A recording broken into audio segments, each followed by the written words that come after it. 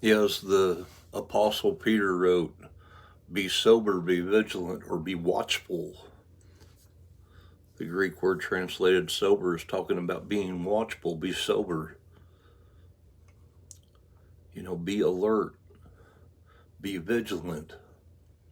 For your adversary, the devil, walks about as a roaring lion, seeking whom he may devour.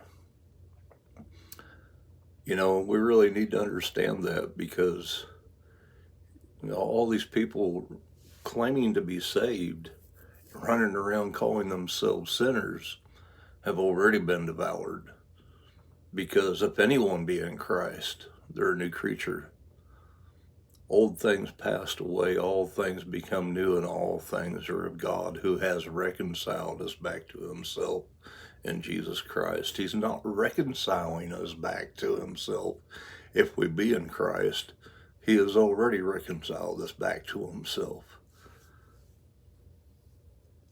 And as Paul said, the sting of death is sin, but the strength of sin is the law. 1 Corinthians 15:56. And as he said in Romans 6:15, know ye not to whom you yield yourselves servants to obey, as servants you are to whom you will obey, whether of sin unto death or obedience unto righteousness. But people get hung up on Romans chapter 7. But as he says in Romans chapter 6, he who is dead is freed from sin. Verse 14, sin shall no longer have dominion over you, for you're not under the law, but under God's grace. Verse 18, having been freed from sin, you become the slaves of righteousness. This is what he's describing in 2 Corinthians 13, verses 7 and 8, that we don't do what's right to appear approved, for we have no power over the truth, but for the truth. Just as before we were born again, we had no power over sin, but for sin.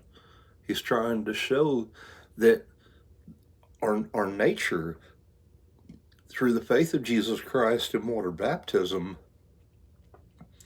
has been changed.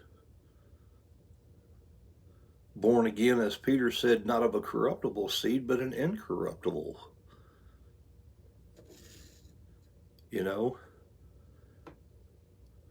We're not trying to grow out of sin. A giraffe doesn't become a zebra, or a lion doesn't become a dog.